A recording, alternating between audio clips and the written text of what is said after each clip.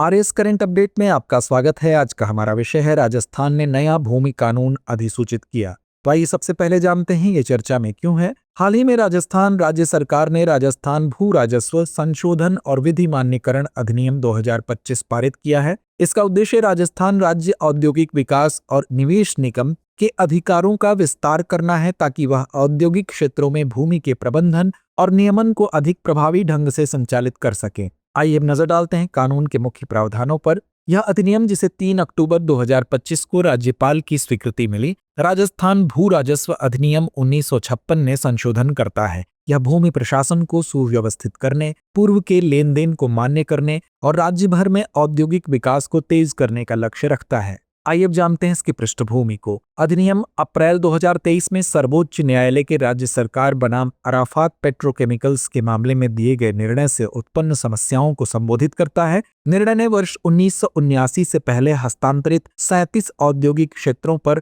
रीको के अधिकार हटा दिए, जिससे इन क्षेत्रों की औद्योगिक इकाइयों के लिए भूमि प्रबंधन और विकास असंगत हो गया। इन चुनौतियों के समाधान के लिए राज्य राजस्व विभाग ने वर्ष 2025 के बजट सत्र में विधेयक विधानसभा ने पेश किया।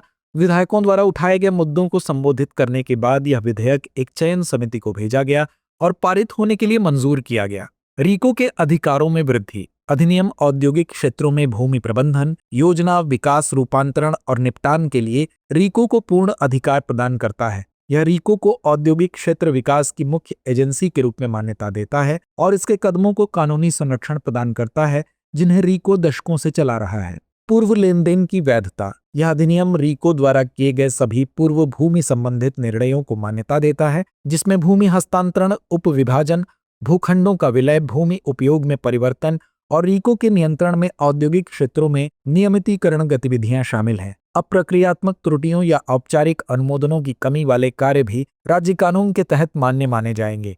यह प्रावधान विरोधी न्यायालयीन निर्णयों तथा तकनीकी कमियों पर भी प्रभावी होगा, जिससे लंबे समय से चल रही कानूनी अस्पष्टताओं का समाधान हो सकेगा। छूट। अधिनियम 18 सितंबर 1979 से पहले रद्द किए गए औद्योगिक भूमि पट्टों को अपने प्रावधानों से स्पष्ट रूप से बाहर रखता है। औद्योगिक क्षेत्रों के लिए राहत।